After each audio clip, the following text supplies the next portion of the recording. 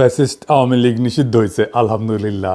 অনেকে কইতেছেন না এইটা নিষিদ্ধ না, এটাই আইনত নির্বাহী আদেশের নিষিদ্ধ। আইনিভাবে নিষিদ্ধ হবে যদি আমরা পর্যাপ্ত পরিমাণে প্রমাণ দাখিল করতে পারি আদালতে। তারপরে সারা দেশে এক নতুন মেরুকরণ হইতেছে আওয়ামী লীগের বিচার প্রশ্নে। এই মেরুকরণে বিএনপি ছাড়া ফ্যাসি বিরোধী সবাই রাস্তায় নামিছিল। এই ঐক্যটাই আগামীর বাংলাদেশ। এই ঐক্যের শুরু মার্চ ফর গাজা থেকে। বিএনপি এখানে ছিল কিন্তু না থাকার মতোই, শেষ মুহূর্তে এসে ট্রেনে ওঠার মতো আর কি, লাস্ট মোমেন্টে এসে একটা বক্তৃতা মেরে গেছে। এই আওয়ামী লীগ নিষিদ্ধের আন্দোলনে বিএনপি নাই, ছিল না। বিএনপি আমাদের সাবেকে বলতেছে আমরা আহ্বান জানাইছি, ওনারা আসেন নাই। ফেয়ার এনাফ, ওনারা ওনাদের রাজনীতি ঠিক করে নিছে, ওনাদের জন্য আওয়ামী লীগ নিষিদ্ধ কোনো জরুরি বিষয় না। কিন্তু এইটাই হবে আগামীর বাংলাদেশের রাজনৈতিক ফ্রন্ট, যারা আওয়ামী লীগ নিষিদ্ধের প্রশ্নে মাঠে নামছে। এই ফ্রন্ট যদি দাঁড়ায় যায় তাহলে বিএনপি খুবই মুশকিলে পড়বে এদের সাথে নির্বাচনে মোকাবেলা করতে, কারণ এরাই ভারতীয় আধিপত্যবাদের বিরুদ্ধে আওয়ামী লীগের নিষিদ্ধের পক্ষে। আওয়ামী লীগকে কি নিষিদ্ধ করা উচিত? অনেকে কইতেছে এটা একটা ফ্যাসিবাদী আচরণ। এই প্রশ্নটা আমরা কিভাবে ফয়সালা করব? আমাদের এই প্রশ্নের ফয়সালা করতে হবে আবেগের ঊর্ধ্বে উঠা, কোনো ঘৃণা বা আবেগের বশবর্তী না হইয়া এটা আমাদের ফয়সালা করতে হবে। এমনভাবে করতে হবে যেন ওই কথা কামেলারা কোনো যুক্তি তুলে ধরতে না পারে, বিএনপি যেন পিছলাই যেতে না পারে। বিএনপি আওয়ামী লীগ নিষিদ্ধের প্রশ্নে কোনো শক্ত অবস্থান নিতে পারে নাই, তাই না? এক এক সময় এক এক কথা বলিছে, এক এক নেতা এক এক আর্গুমেন্ট দিচ্ছে। সব কিছুর সার কথা হইতেছে বিএনপি নির্বাহী আদেশে আওয়ামী লীগের নিষিদ্ধ চায় না। গয়েশ্বরবাবু বলছেন যে আজকে আওয়ামী লীগ নিষিদ্ধ করেছে, আগামীতে তারা বিএনপিকেও নিষিদ্ধ করতে পারে। যমুনা আর শাহবাগে না আইসা বিএনপি পলিটিক্যালি লস করলো, কিন্তু এই ছাড়া বিএনপির উপায় ছিল না।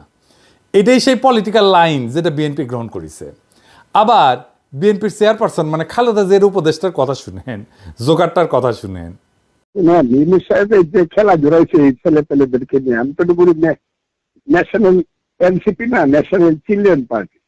এই বাচ্চা কাচ্চারা কখন কি মনে চায়, এখন দুধ খাবো না, একটু পরে চকলেট খাবো, একটু পরে রসগোল্লা খাবো না, খাবো না। দেশটাকে তো এরকম মনে করছে। আর ওই লুটপাট করে কিছু টাকা পয়সা, এরা তো আসলে গড় আছে দর নাই, এইরকম গড়ের ছেলেরা আসছিল এখানে, এবং এদেরকে কালো শক্তি এদেরকে রেডি করিয়া কয়েক বছর এই কাজটা করাইছে। এখন এরা ধরাকে সরা জ্ঞান করে। কয়জন মানুষ আইছে ইউনুস সাহেবের বাড়ি ঘেরাও করবো, পুলিশ বাধা দেয় না, মিলিটারি তাদেরকে দুলাভাই ডাকে, হ্যাঁ আব্বাজান ডাকে পুলিশে, এরা এত আদর যত্ন, মেয়েরা মানে জামাই আদরে নিয়ে আসে। কয়জন লোক হয়েছে এখানে? আওয়ামী লীগের যদি বাধা না দেয়, এখনো যদি বাধা না দেয়, আওয়ামী লীগের ঢাকা সিটির একটা ওয়ার্ড থেকে যে লোক একটা এখানে আসবে ইউনুস সাহেবের এইখানে, অতগুলো লোক তো হয় নাই। কাজে এরা যদি 200-500 লোকে এইভাবে দাবি করে আর রাস্তার মধ্যে বৈশা যদি একটা কোটি কোটি মানুষের একটা রাজনৈতিক দলকে নিষিদ্ধ করে দিতে পারে, ভালো ভালো। কিন্তু এই নিষিদ্ধ তো এই পৃথিবীতে কোনো কারণে কোনো ডেমোক্রেটিক লোক, কোনো গণতন্ত্র বিশ্বাসী লোক চাইতে পারে না। আমার দলও চায় না, আমিও চাই না। এটা তো হইতে পারে। এটা কি করবে তারা? আওয়ামী লীগকে নিষিদ্ধ করলে জনগণ করুক, এ হলো আমার কথা। এরা কারা? এরা কি? ওর কথা আর কইবার চাই না। তো ওই বিএনপি করে নাকি আওয়ামী লীগ করে? আবার মির্জা ফখরুল কি বলেছিল? উনি কইছিলেন আওয়ামী লীগকে নির্বাচনে বাধা এবং নিষিদ্ধ করা উচিত না।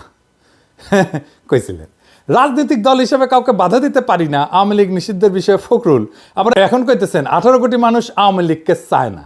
তো উনারা কি বলেন, বুঝা বলেন কিনা আল্লাহ জানেন। আওয়ামী লীগকে নিষিদ্ধ করার প্রশ্নে কেন বিএনপি দ্বিধান্বিত?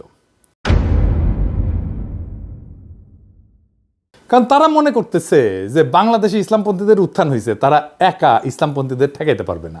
এই জন্যই তাদের এই দ্বিধা বইলে আমার মনে হয়। মির্জা ফখরুলের বক্তব্য আমরা পরে আবার একটু বুঝে দেখব, কিন্তু এবার আসেন দল হিসেবে আওয়ামী লীগের বিচার কেন হবে সেটা একটু বুঝে দেখি। আসিফ নজরুল ভাই বলছেন রাজনৈতিক দলগুলো চাইলে আওয়ামী লীগ নিষিদ্ধ করা যাবে। আওয়ামী লীগের নিষিদ্ধ কি রাজনৈতিক দলের চাওয়ার বিষয়? সব রাজনৈতিক দল চাইলে কি আমরা কোনো রাজনৈতিক দলকে নিষিদ্ধ করতে পারি? আবার ধরেন কেউ চাইতেছে না, তাইলে কি আমরা কোনো রাজনৈতিক দলকে নিষিদ্ধ করতে পারবো না? এটা একটা জটিল প্রশ্ন। এই প্রশ্নটা আমাদেরকে খুব গভীরভাবে বুঝে দেখতে হবে। কেন আওয়ামী লীগের বিচার আর নিষিদ্ধের বিষয়টা রাজনৈতিক দলগুলোর চাওয়া না চাওয়ার বিষয় না, এমনকি জনগণের চাওয়া না চাওয়ার বিষয় না। ধরেন একজন ব্যক্তি অপরাধ করলো, তাকে ব্যক্তিগতভাবে দায়ী করা যায়, এটা খুবই সহজ কথা। কিন্তু যখন একটা রাজনৈতিক দল সংগঠিতভাবে অপরাধ করে, রাষ্ট্রবিরোধী কাজ করে, মানবাধিকার লঙ্ঘন করে বা গণতন্ত্র ধ্বংস করে, তখন বিষয়টা শুধু ব্যক্তির অপরাধ থাকে না, তখন তা হয় ইনস্টিটিউশনাল বা সাংগঠনিক অপরাধ, যার বিচার দল হিসেবে করা যায়। তো এই সংগঠিত অপরাধটা কি আসলে? এই সংগঠিত অপরাধ হইতেছে রাজনৈতিক দলের সেই অপরাধ যা রাষ্ট্রের যে বুনিয়াদী আদর্শ সেটাকে ধ্বংস করে দেয়। রাষ্ট্রের বুনিয়াদী আদর্শটা কি, এটা বুঝতে হলে আমাদের বুঝতে হবে রাষ্ট্রটা আসলে কি। এই বিষয়টা একটু জটিল মনে হইতে পারে, কিন্তু সেলসেলাইয়া বুঝে যাবেন, কোনো অসুবিধা নাই। এই বিষয়টা আমাদের বোঝা খুবই দরকার, কেন আওয়ামী লীগকে আমরা নিষিদ্ধ করতে চাই।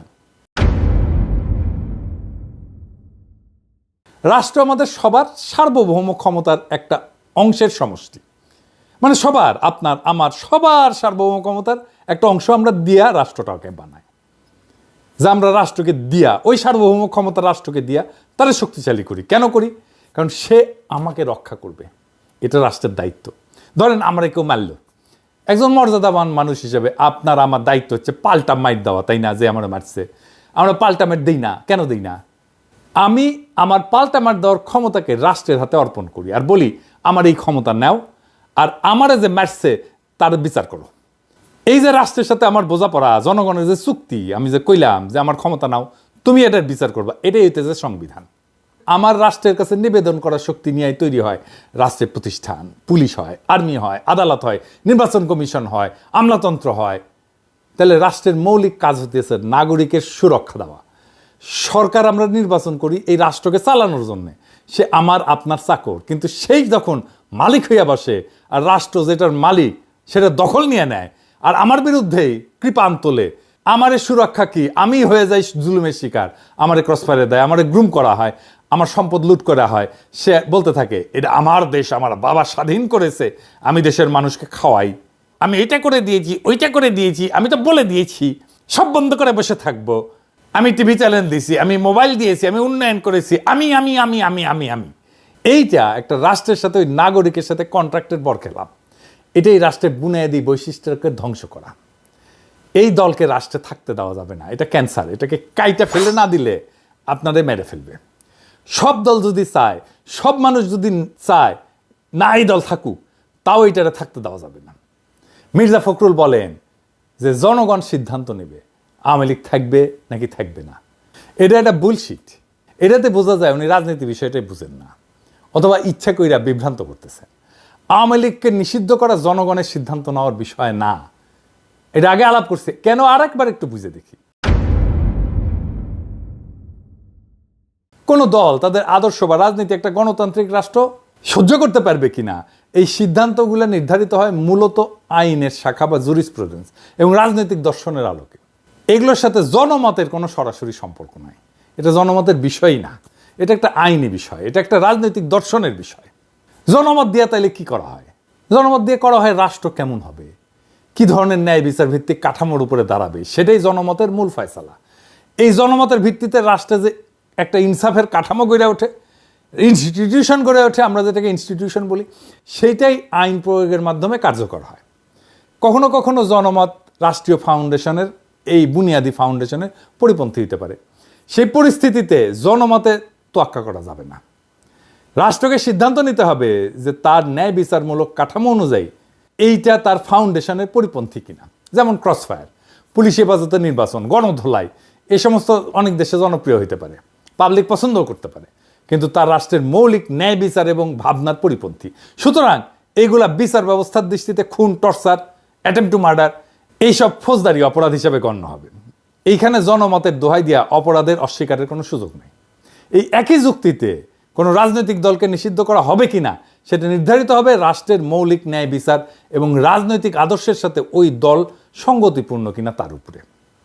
জনমত বা অন্যান্য কোনো রাজনৈতিক দলগুলোর মতামত এখানে বিবেচ্য না।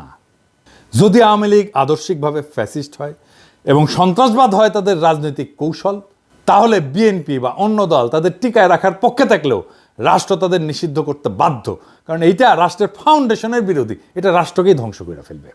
আবার যদি আওয়ামী লীগ এইসব মানদণ্ডে না পড়ে, তাহলে বিএনপি, অন্য দল, জনগণ সবাই বিরোধিতা করলেও শুধু জনমতের ভিত্তিতে তাদের নিষিদ্ধ করা যাবে না। আওয়ামী লীগকে নিষিদ্ধ করাটা ফ্যাসিবাদ না, বরং ফ্যাসিবাদের দোহাই দিয়ে এই ইন্ডিয়ান মাফিয়া দুর্বৃত্তকে টিকায় রাখাটাই একটা ফাতরামি। এরকম ফাতরা বাংলাদেশে অনেক জন্ম নিয়েছে, কথা কামাল একটা সবচেয়ে বড় ফাতরা হয়েছে। ওরে রাজনীতি বুঝাই দিতে হবে। রাজনীতি কি? যদি কোনো দল গণতন্ত্র ধ্বংস করে, নির্বাচনকে নাটকে পরিণত করে, বিরোধী মত দমন করে, গুম খুনকে রাষ্ট্রীয় নীতি বানায়, তবে সেই দল রাষ্ট্রের বিরুদ্ধে অবস্থান নেয় এবং রাষ্ট্রকে ভেতর থেকে ধ্বংস করে। এই ক্ষেত্রে রাষ্ট্রের দায়িত্ব হইতেছে সেই দলকে নিষিদ্ধ কইরা রাষ্ট্রের নীতির এবং গণতন্ত্রের শুদ্ধতা রক্ষা করা। আওয়ামী লীগকে বিচার করার প্রশ্ন উঠলে দেখতে হবে তার রাষ্ট্রীয় গুমের মূল সংগঠক কিনা, তারা নির্বাচন ব্যবস্থাকে ধ্বংস করে ক্ষমতায় ছিল কিনা, তারা প্রশাসন এবং বিচার বিভাগকে দলীয়করণ করেছিল কিনা, তারা রাষ্ট্রের জনগণের সম্পত্তি এটা লুট করছে কিনা, পাচার করছে কিনা, তারা কি গণতন্ত্রের মৌলিক কাঠামো ভেঙে দিছে। এই প্রশ্নগুলোর উত্তর যদি হয় ইতিবাচক, হ্যাঁ, তবে শুধু ব্যক্তি না বরং দল হিসেবে তাদের বিচার হওয়াটা ন্যায্য। রাষ্ট্রের একটা নৈতিক আত্মা থাকে। জন রলস বলছিলেন, a just society is one in which institutions are fair. একটা ন্যায্য সমাজ সেটাই যেখানে প্রতিষ্ঠানগুলো ন্যায্য। যদি কোনো দল রাষ্ট্রীয় প্রতিষ্ঠানকে অন্যায্যভাবে ব্যবহার করে তবে সেই দলের অস্তিত্বই রাষ্ট্রের ন্যায়বোধের পরিপন্থী। এই কারণে আওয়ামী লীগ একটা সংগঠিত অপরাধী শক্তিতে পরিণত হয়েছে, রাজনৈতিক দল এটা নাই। তাই এই সংগঠিত অপরাধী দলকে নিষিদ্ধ করা একটা ন্যায়পরায়ণ রাষ্ট্রের দায়িত্ব, দল না। রাষ্ট্র গুরুত্বপূর্ণ। রাষ্ট্র গণতন্ত্র রক্ষা করতে ব্যর্থ হইলে সেটা তার নিজের আত্মাকে হত্যা করে।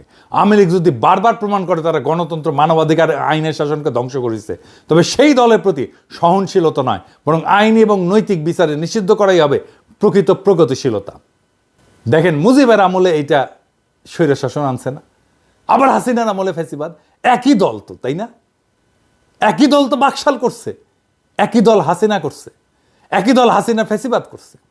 এইখানে শাহবাগ, যেহেতু শাহবাগে আন্দোলনটা হয়েছে, একটা অংশ প্রথমে শুরু হয়েছিল যমুনার পরে, তারপর ওখান থেকে শাহবাগে আসছে। এইখানে শাহবাগ নামটা বিএনপি নিয়ে আসছে 2013 সালে জামাত বিরোধী আন্দোলনের আইকন হিসাবে। যে আন্দোলন ফ্যাসিবাদ কায়েম করছিল, বিএনপি কইতেছে শাহবাগে সবাই গেছিল, ছাত্রদল যায় নাই। এটা 6 ফেব্রুয়ারির সংবাদ, মানে শাহবাগ শুরু হওয়ার পর দিন। আর 12 ফেব্রুয়ারিতে বিএনপি শাহবাগকে স্বাগত জানাইছে। হ্যাঁ, ওইটা আর কয় না। হ্যাঁ, বুঝছাও। এইবার বিএনপির লোকেরা বলেন তো, আপনার দল কেন স্বাগত জানাইছিল? বিএনপির অনেকে, আমিও সিপিবির কর্মী হিসেবে শাহবাগে গেছিলাম, আমি সাক্ষী, বিএনপির লোকেরা গেছিল। আমার দল শাহবাগ ত্যাগ না করলেও আমি দল ত্যাগ করে তওবা করেছি, ভুল স্বীকার করেছি ব্যক্তি হিসাবে। বিএনপির লোকেরা আমার শাহবাগের টাইমে স্ক্রিনশট আর আগের ভিডিও নিয়ে দেয়, দেখায় আর কি, যে দেখো দেখো দেখো কি কইছিল কি কইছিল কি কইছিল। এই নিয়ে আলাপ করবো আজকে। কিন্তু আপনার দল বিএনপি যে শাহবাগের স্বাগত জানিয়েছিল তার জন্য তওবা করেছিলেন, করেন নাই। হ্যাঁ, বেশি ফাতরামো করেন না। হ্যাঁ, বেশি ফাতরামো করেন না, আপনারাই ধরা খাইবেন। শাহবাগ আওয়ামী নিষিদ্ধের আন্দোলনের জায়গা হইয়া তার ঐতিহাসিক পাপ মোচন করেছে। জার্মানিতে একটা জায়গা আছে, রেইনহার্ড হেডরিক প্লাটস বলে, বার্লিনে। 1930-এর দশকে নাৎসিবাদীর জন্ম ওই জায়গাটায়। হিটলারের জার্মানির প্রতীকী স্থান ছিল এটা। আর 60-70-এর দশকে এইখানেই ছাত্র জনতা নাৎসি অতীতের বিরুদ্ধে এবং সমাজতান্ত্রিক অধিকারের দাবিতে আন্দোলন করে। প্রথমটা ছিল ফ্যাসিবাদের প্রতিষ্ঠার পক্ষে, দ্বিতীয়টা ফ্যাসিবাদের বিচার এবং গণতন্ত্রের দাবির পক্ষে। চীনে দেখেন না তিয়ানানমেন স্কোয়ার, এখানে কি হয়েছিল?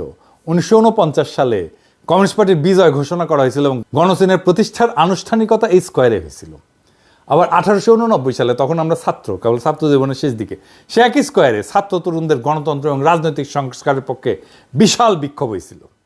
পরে সেনাবাহিনী গুলি কইরা সেটা দমন করে। প্রথমটা ছিল কমিউনিস্ট শাসনের প্রতিষ্ঠা, আর দ্বিতীয়টা ছিল কমিউনিস্ট শাসনের অবসানের আকাঙ্ক্ষার আন্দোলন।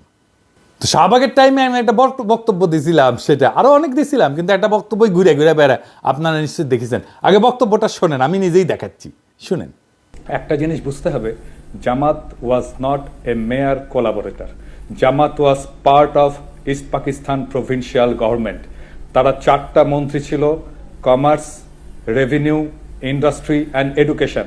4টা মন্ত্রী নিয়ে ইস্ট পাকিস্তান প্রভিন্সিয়াল গভর্নমেন্ট যারা গণহত্যা চালিয়েছে, যারা সেই আর্মিকে, পাকিস্তান বর্বর আর্মিকে নেতৃত্ব দিয়েছে, সেই সরকারের পার্ট ছিল জামাত ইসলাম। সো সেই গণহত্যার, মুক্তিযুদ্ধের সময়ের গণহত্যার সমস্ত অপরাধের নৈতিক এবং বাহ্যিক ব্যবহারিক দায়িত্ব এই সংগঠনটাকে নিতেই হবে। তো এখন কয় ওরা যে দেখি যা কি কইছিল আমি ওটি যা বলেছিলাম তা এখনো ভ্যালিড, আমি এটার পক্ষে। আমি এই কথাটা জামাতকে এখনো বলি, কয়েকদিন আগেই বলেছি। জামাত আমার এলাই হইতে পারে, আমার মিত্র হইতে পারে, কিন্তু তার পলিটিক্যাল মিস্টেকের দায় তো আমি নিব না, কেউই নিবে না। হ্যাঁ, বন্ধু হিসেবে, রাজনৈতিক মিত্র হিসেবে পরামর্শ চাইলে আমি দিতেই পারি, বা পরামর্শ যাতে রাজনৈতিক ভুলকে ট্যাকেল করার জন্য কাজে লাগাইতে পারে, কিন্তু তার রাজনৈতিক দায় তার একান্তই তার, আমার না। আমার মিথ্যার রাজনৈতিক দায় আমি নেব না, কেউই নেবে না। জামাতও আমার মিস্টেকের দায় নেবে না। 1971-এ জামাতের দুইটা বড় ভুল ছিল।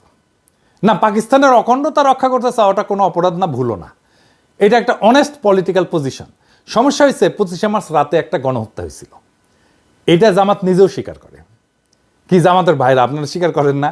একটা গণহত্যা একটা জাতির জীবনে খুবই গুরুত্বপূর্ণ ঘটনা। সেই প্রশ্নে আপনাকে ভিকটিমের পক্ষে দাঁড়াইতে হবে, জালেমের বিরুদ্ধে দাঁড়াইতে হবে। জামাত ওই গণহত্যার বিরুদ্ধে কোনো রাজনৈতিক পজিশন নেয় নাই, কোনো বিবৃতিও দেয় নাই। তারপরে আবার কি করছেন, ওনারা মহাসামর হয়ে সরকারে জয়েন দিলেন। হ্যাঁ, পূর্ব পাকিস্তানের সরকারে। ধরেন হাসিনা পড়লো না অগাস্টে, সে তার সরকারে আনু মোহাম্মদকে নিল, পরে জুনায়েদ সাকিকে নিল, সিপিবিকে নিল। তো এরা কি তাহলে সেই জুলাই আগস্টের গণহত্যার দায় নিয়ে ফেললো না? তার দায় তাদের কাঁধে চাপবে না? তো দুইটা মিস্টেক তো, জামাতের কাঁধেও একই দায় চাপছে গণহত্যার। তো জামাতকে এই প্রশ্নের ফয়সালা তো করতেই হবে, এটাকে ফয়সালাবিহীন রাখা যাবে না। আমি ওই সময় ওই বয়সে মিস্টেকটা খুবই সঠিকভাবে ধরতে পারিছিলাম।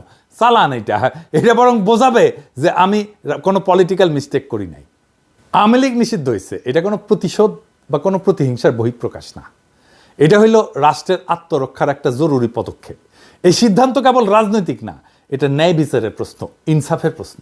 আজ বাংলাদেশের রাজপথে যারা আওয়ামী লীগের নিষিদ্ধের দাবি নিয়ে দাঁড়াইছিল, তারা কেবল একটা দলের বিরুদ্ধে না, তারা দাঁড়াইছে ফ্যাসিজম, দখলদারিত্ব, রাষ্ট্রীয় সন্ত্রাস, ভারতীয় আধিপত্য, ভোট চুরি, গণতন্ত্রহীনতার বিরুদ্ধে, মানবিক অধিকার ধ্বংসের বিরুদ্ধে।